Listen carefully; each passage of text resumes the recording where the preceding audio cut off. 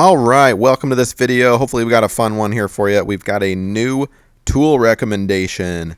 Love new tools. This is a handheld grinder. If you've never heard of one or used one, I highly recommend it. It does lots of things, but in this video, I'm going to focus specifically on how it can help you out with cutting tile and some of the fancy moves you can do with it. This is the shower renovation project that I have recently undertaken, and so I was researching, how to cut tile in a variety of ways, or what tool might be the best. Now, I do have a handheld, not a handheld, but a table, kind of a crappy old tile saw, right? So that was kind of my base saw, but I was really interested in what a really accurate, efficient, stress-free way would be to cut holes in tiles and also do other things.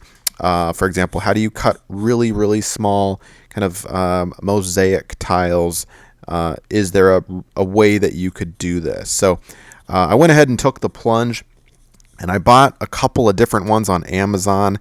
Some really cheap entry-level ones that were like, I don't know, $40 or $35, too good to be true kind of thing. And they came, and like the trigger fell off of one of them, and I don't know, I just didn't feel comfortable. And so I spent a little extra on this one. It's a Makita, I think that's how you pronounce it. Comes with a little travel case here, and instantly I figured out this is a lot better quality.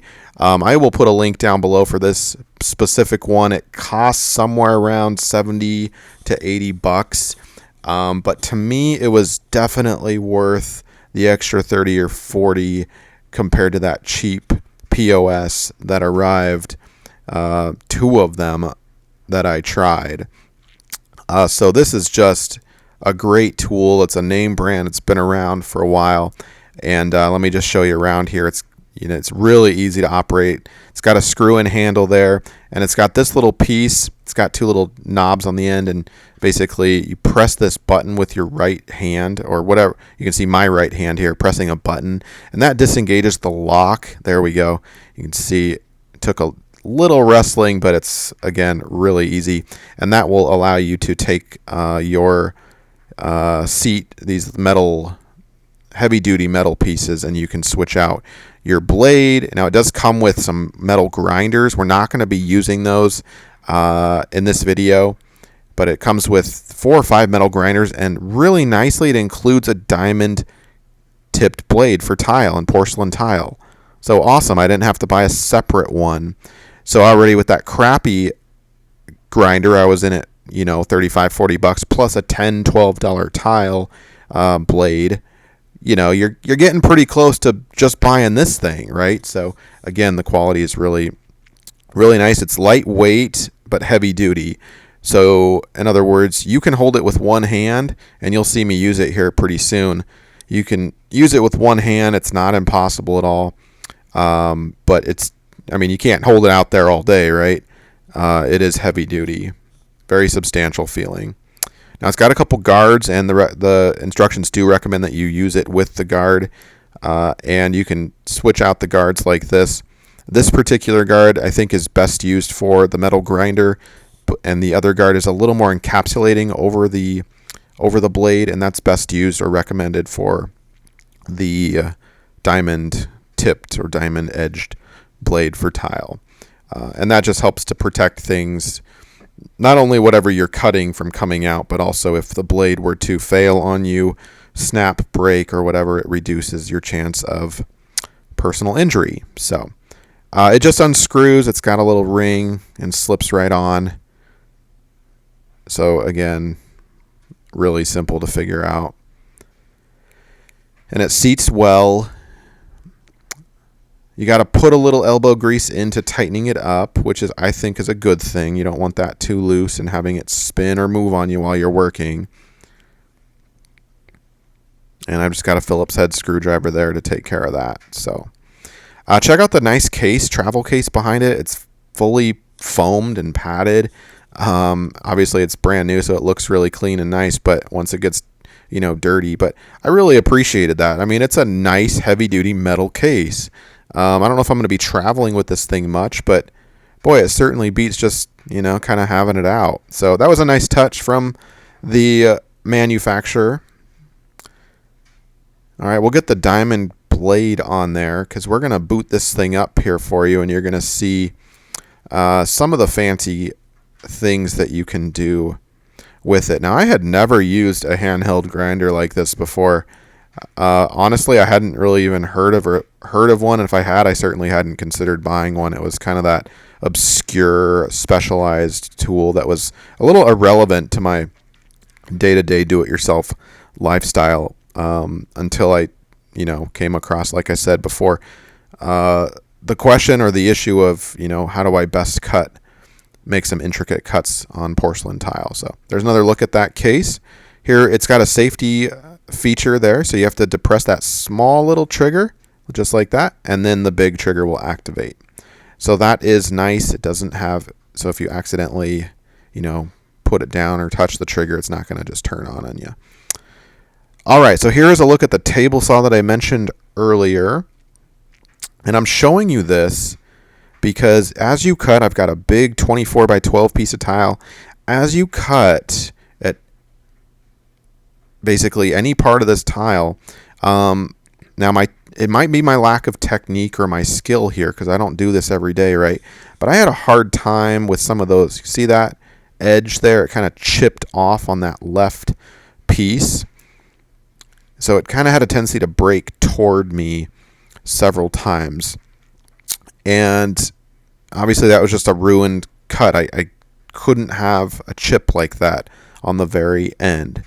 And I got better a little bit with practice, but one thing that your grinder can do is encourage or get a cut started for you. In other words, where it was breaking and not working well for me, I'm going to put my straight edge and clamp it down, and I'm going to take my grinder and I'm going to just gently do a few passes on that end where it kept cracking. So when I run this tile over through my tile saw again on the table, there we go. There's a better look for you of what I just did. When I get to that very bottom piece, what that's going to do is really assist in preventing a crack, or a chip, I should say, because the cut has already been kind of predetermined, if that makes sense. So the tile blade there, the saw blade there,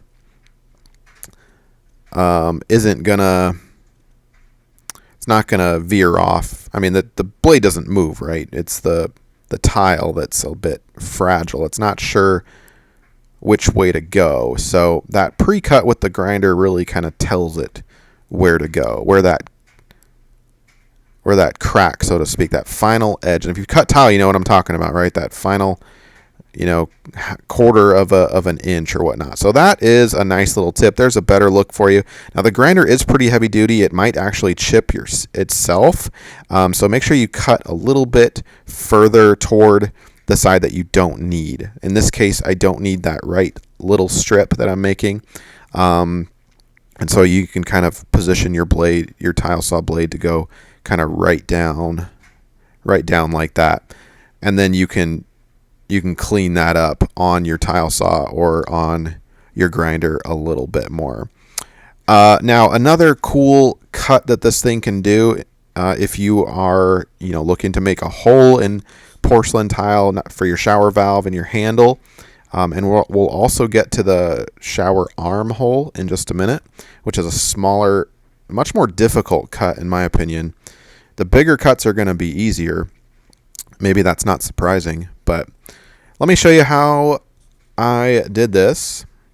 Now the instructions do recommend you have that guard on there, but I'm going to go ahead and take it off because it blocked my view, and I also didn't want to have to unscrew it and switch the position because I needed different angles here since I'm dealing with a circle. So here is what I did.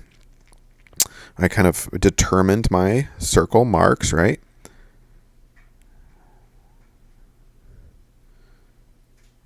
And I've got another video coming out on how to actually cut holes.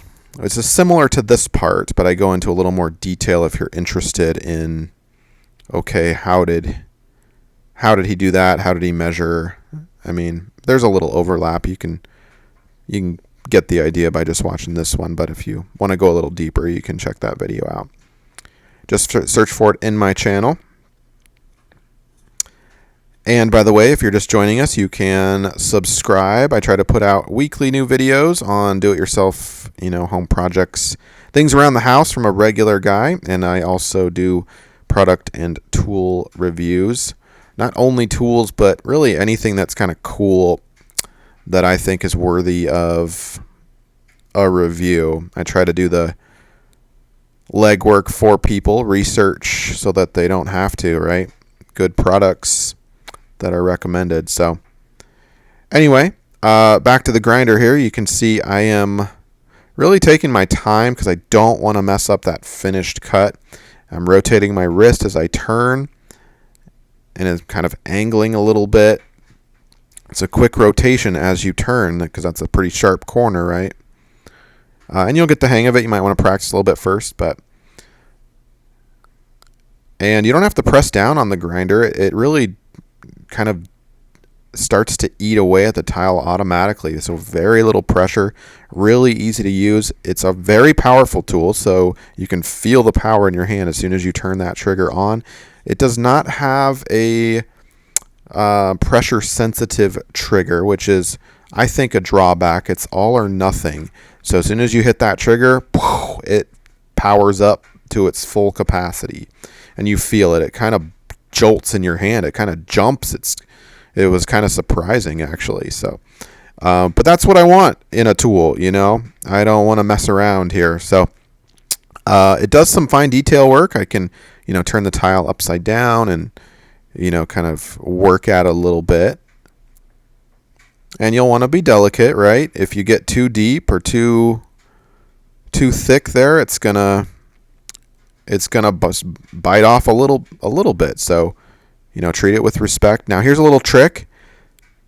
The blade diameter is really close to the diameter of my hole, so I could just put it like this, parallel to the tile surface, and just kind of clean out those jagged edges just like that. So that's a nice little trick I stumbled upon. Pretty proud of myself.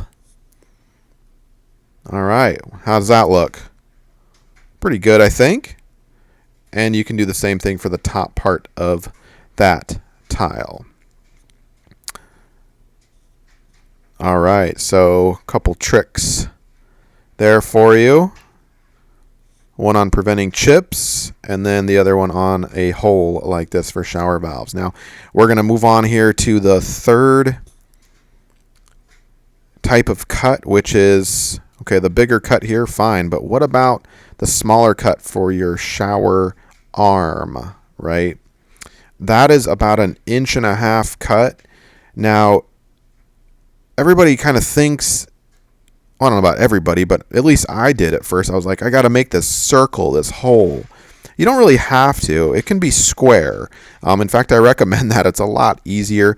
Or at the very least, you can settle on something that just looks, it's a hole, but it's not necessarily a circle or a square. It kind of looks crappy. I mean, start with your ideal, right? But if it doesn't look great, don't stress about it. Why? Because your little escutcheon, your little finish cap that goes over your shower arm that presses up against your finished edge of your wall is going to cover this hole anyway. So it doesn't matter what it looks like. And that's a lesson that I kind of learned from this. I was agonizing a little bit. Okay, how am I going to get this perfect cut?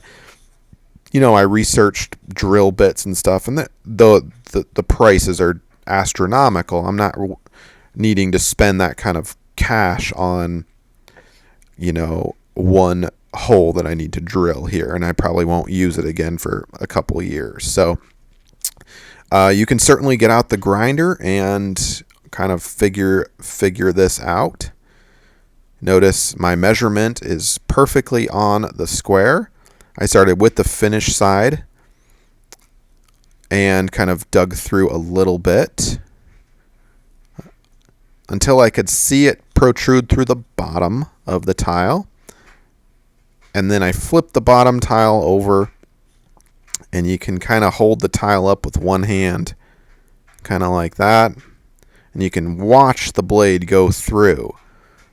And you got to be careful, and you might mess up a couple of times. You might make your hole too. It's a powerful tool. It will go deep on you, and that's okay. You know, practice a little bit, but at the end of the day, you should have a nice little hole. So that was a fun slash, probably took longer than it needed to, but anyway, hopefully that helps you. All right, and we're going to look at one more cut together. That is a mosaic backsplash. So how do you cut this stuff? You can see it's not squared, right? So how do you cut this? Can you put this on the table? So how do you get it like this? They don't sell them like this. I had to cut those down. Okay, so how can we do that? I will show you. All right, so we're going to clamp things down. Might as well take a colorful piece of wood here. Clamp this down. And I have my marks down below, so that piece of wood is on top of that tile in a specific location, right? Don't forget to get your safety goggles out. This stuff doesn't exactly spit up at you, but like I said, you never know. And get your grinder, and look at this. Knocks them out, knocks them down really fast, really nicely. I probably got too much angle on that. You probably can come at it more at a 90 degree. But I kind of wanted to show you what that looks like. Let's take those. Let me move that clamp first and get that last one, and then we'll take a look at see how clean of a cut that was. Oh, one more over there.